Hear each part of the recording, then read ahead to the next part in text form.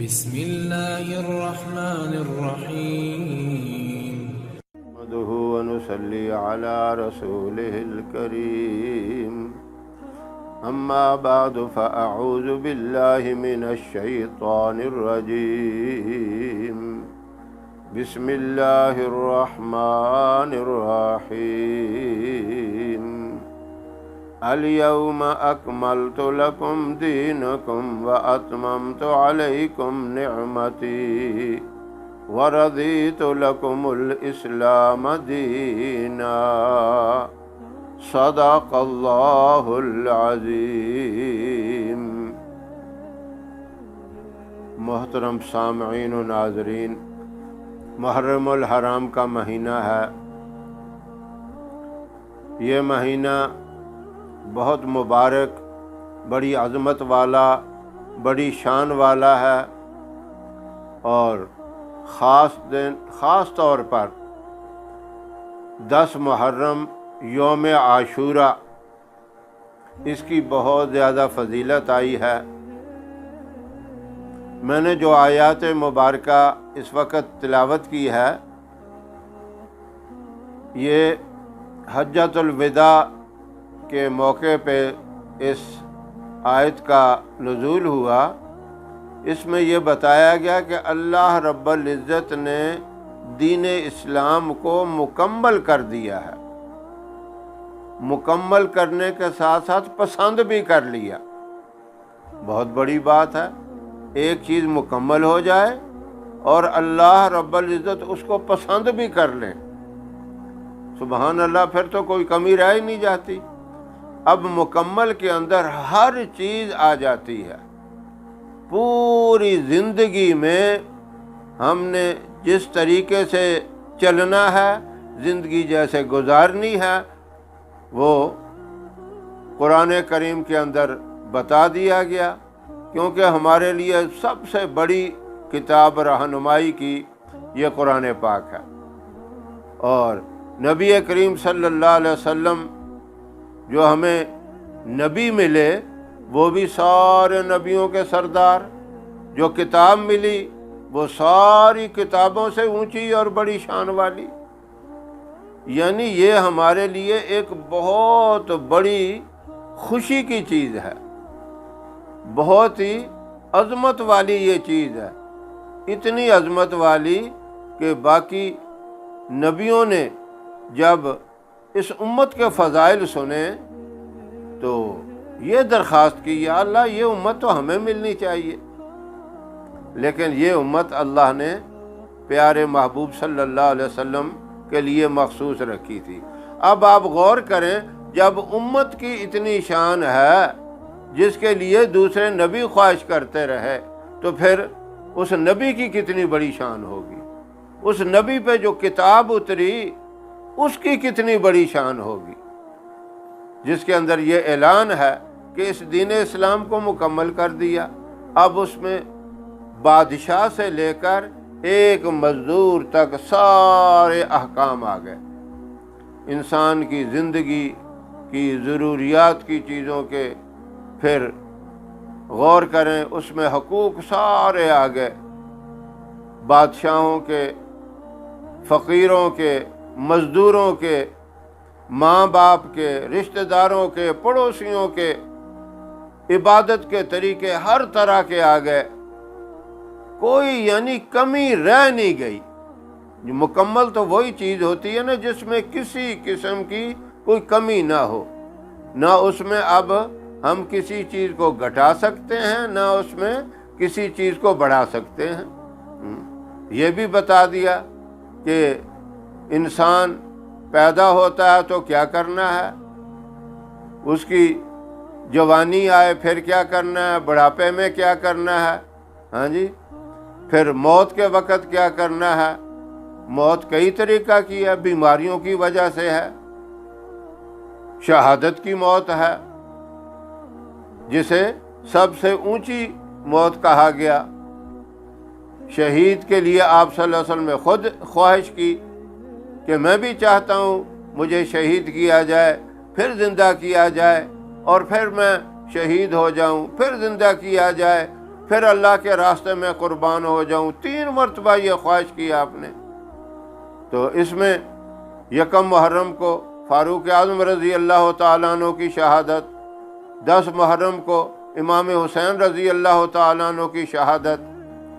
اب یہ 10 محرم کا دن، یوم عاشورہ کا دن، اس میں ہم کیا کرتے ہیں اور کرنا کیا چاہیے، اصل بات یہ سمجھنے کی ہے۔ یوم عاشورہ آپ صلی اللہ علیہ وسلم جب ہجرت کر کے مدینہ منورہ آئے، یعنی مکہ مکرمہ سے ہجرت کر کے مدینہ منورہ تشریف لائے، تو آپ صلی اللہ علیہ وسلم نے دیکھا کہ مدینہ منورہ کے گرد و نواح میں جو یہود آباد ہیں وہ 10 محرم کو روزہ رکھتے ہیں۔ تو آپ صلی اللہ علیہ وسلم نے پوچھا یہ روزہ کس لیے رکھتے ہو؟ تو انہوں نے کہا کہ اس دن اللہ رب العزت نے بنی اسرائیل کو، ہماری قوم کو فرعون سے نجات دی، تو ہم شکرانے کے طور پر اس دن کا روزہ رکھتے ہیں۔ تو آپ صلی اللہ علیہ وسلم نے فرمایا موسیٰ علیہ السلام کی سنت کے تو ہم زیادہ حقدار ہیں، یہ کام تو ہمیں بھی کرنا چاہیے، آپ نے اس کو پسند کیا۔ اور ساتھ ہی آپ صلی اللہ علیہ وسلم نے فرمایا اے ایمان والو، تم یہودیوں کی تشبیہ نہیں کرنا، یہ ایک روزہ رکھتے ہیں تم 2 روزے رکھو، یا اس کے ساتھ 9 کا ملا لو، 9 اور 10 کا رکھو، یا 11 کا ملا لو، 10 اور 11 کا رکھو۔ یعنی یہ کام روزہ رکھنا یہ اچھا کرتے ہیں، اچھے کام میں بھی ان کی تشبیہ نہیں کرنی، اور برائی میں تو بالکل ہی نہیں کرنی۔ یعنی آپ نے فرمایا اس کے حقدار ہم زیادہ ہیں۔ اب اس دن کی جو فضیلتیں بتائی گئی ہیں، کسی نے لکھا کہ آدم علیہ السلام کو اس دن پیدا کیا گیا، نوح علیہ السلام کی کشتی اس دن جو ہے وہ جودی پہاڑی پہ آ کے لگی، اور بہت سے اس طرح کے واقعات لکھے ہیں، لیکن کوئی بھی یہ معتبر حدیث سے اس کا ثبوت نہیں ملتا ان چیزوں کا، سوائے اس کے جو میں نے بتایا کہ یہود جو روزہ رکھتے تھے وہ یہ کہتے تھے کہ اس دن ہمیں نجات ملی ہے، یعنی فرعون سے ہمیں نجات ملی، اللہ نے فتح دی ہم کو، تو ہم شکرانے کے طور پہ یہ کام کرتے ہیں۔ یہ بات صحیح ہے۔ سعید ابن جبیر رضی اللہ تعالیٰ عنہ سے یہ روایت ہے، اور یہ معتبر بات ہے، یہ پکی بات ہے۔ تو اس میں روزے کی فضیلت بھی بتائی گئی۔ اب دیکھو کوئی کام ہو اس کا شکر ادا کرنا، اچھا کام بھی جو ہو شکرانے کے طور پہ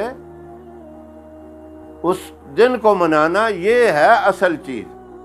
اب دیکھو جو ہمارے ہاں رائج ہیں کام کہ اس دن کھچڑا پکایا جائے، حلیم پکایا جائے، وہ تقسیم کیا جائے، یا سبیلیں لگائی جائیں، یا دسترخوان کو وسیع کیا جائے، اس طرح کی چیزیں ہیں۔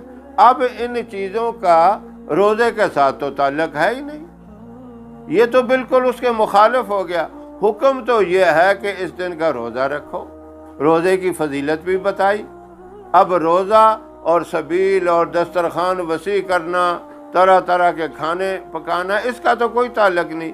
ابن تیمیہ رحمہ اللہ سے بھی یہ ہے کہ انہوں نے ایک معتبر بات کہی کہ جب اہل تشیع یہ کام کرتے تھے، اس میں سبیلیں لگاتے تھے، کھانے پکاتے تھے، حلیم بناتے تھے، تو مسلمانوں نے بھی یہ کام شروع کر دیے، اور وہ اس میں رونا پیٹنا چلانا یہ بھی کرتے تھے۔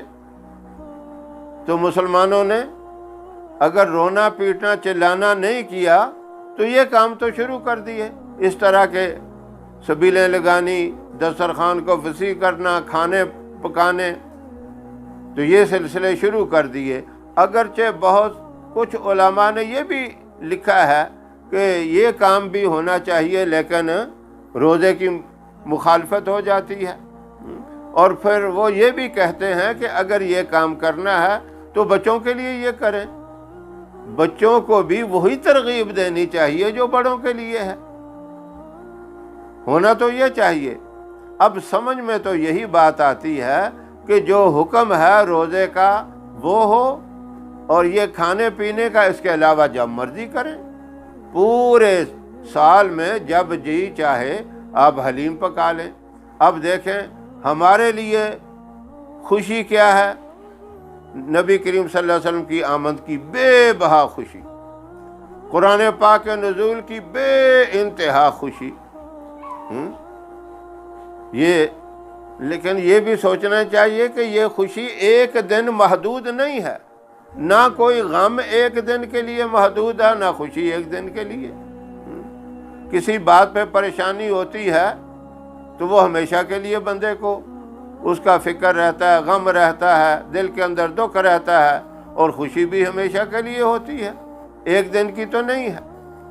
اب نبی کریم صلی اللہ علیہ وسلم جب اس دنیا سے گئے، اپنے مالک حقیقی سے ملے،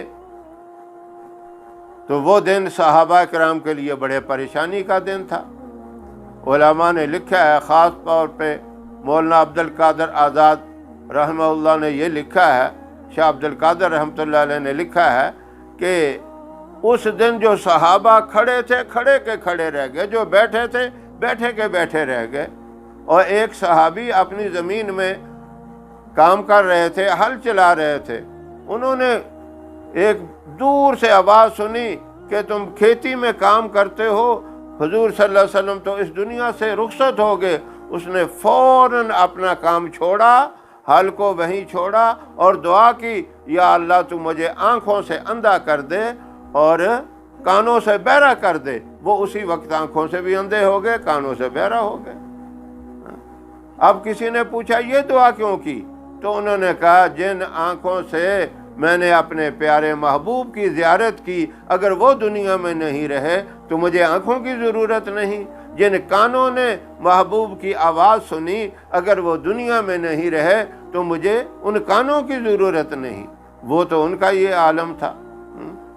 سیدہ فاطمہ رضی اللہ تعالی عنہ، وہ دیکھ کر آپ اتنی پریشان ہوئی، کہنے لگی صبت علی الایام صبت علی مصائب صبت علی الایام سرن لیالیہا، مجھ پر اتنی مصیبتیں آئیں، اتنی مصیبتوں کے پہاڑ ٹوٹے۔ یہ مصیبتیں دنوں پر آتی تو دن بھی رات بن جاتے، دن بھی تاریک ہو جاتے۔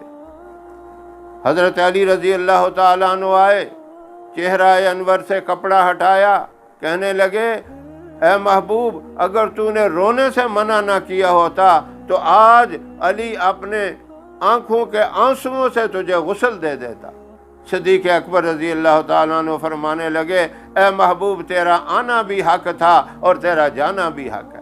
وہ تو اتنے پریشان تھے، ایسے روئے اور پریشان ہوئے۔ اب اس کے بعد دیکھو ہر سال ربیع الاول آیا، لیکن صحابہ کرام نے کیا کیا؟ نبی کریم صلی اللہ علیہ وسلم کے طریقوں پہ عمل کیا۔ وہ رونا دھونا والا کام نہیں کیا، آپ نے منع کیا کہ ہمیشہ اس طرح نہیں رونا، وقتی طور پہ غم ہوتا ہے، دکھ ہوتا ہے۔ آپ صلی اللہ علیہ وسلم کے بیٹے قاسم طاہر یہ جب دنیا سے رخصت ہوئے، آپ کی آنکھوں سے بھی آنسو آئے، تو صحابہ نے پوچھا آپ نے تو رونے سے منع کیا۔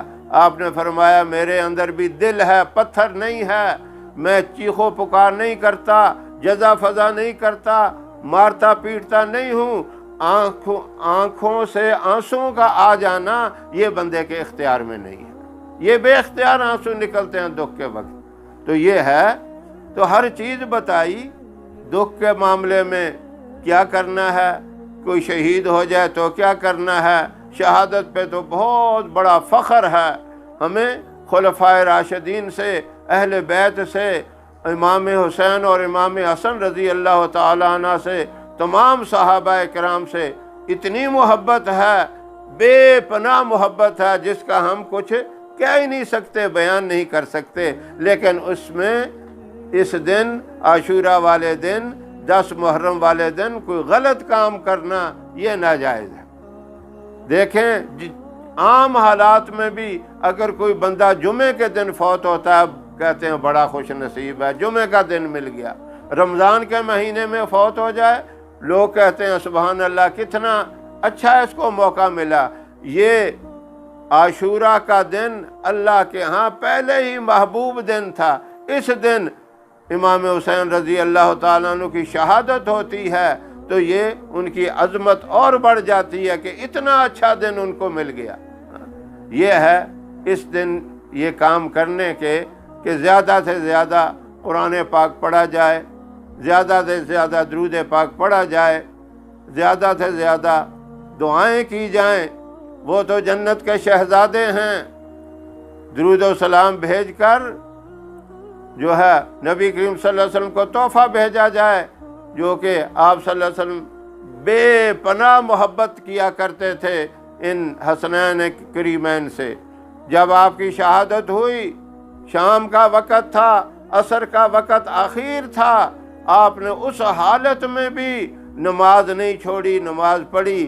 سجدے کی حالت میں آپ کے اوپر تیر برسائے گئے، اس حالت میں جامع شہادت نوش کیا۔ اس لیے کہتے ہیں نہ مسجد میں، نہ مندر میں، نہ بیت اللہ کی دیواروں کے سائے میں نماز عشق ادا ہوتی ہے تلواروں کے سائے میں۔ اس حالت میں بھی آپ نے نماز نہیں چھوڑی۔ ہمیں تو یہ کام کرنا چاہیے، نماز کی پابندی، قرآن کی تلاوت، درود پاک کثرت سے ان دنوں میں یہ کام ہونے چاہیے۔ لیکن ہم غلط رسومات کے اوپر لگ گئے، الٹ کاموں کے اندر لگ گئے۔ اللہ رب العزت ہمیں ہماری حفاظت فرمائے، ہمیں عقل سلیم عطا فرمائے، دین کی مکمل سمجھ عطا فرمائے اور دین پر صحیح معنوں میں چلنے کی توفیق عطا فرمائے۔ وآخر دعوانا ان الحمد للہ رب العالمین۔ ہماری ویڈیو پسند آئے اسے لائک کریں، شیئر کریں، ہمارے چینل کو سبسکرائب ضرور کریں، ساتھ والے بیل آئیکن بٹن کو دبائیں تاکہ ہماری ہر ویڈیو کی اپ ڈیٹ آپ تک آسانی سے پہنچ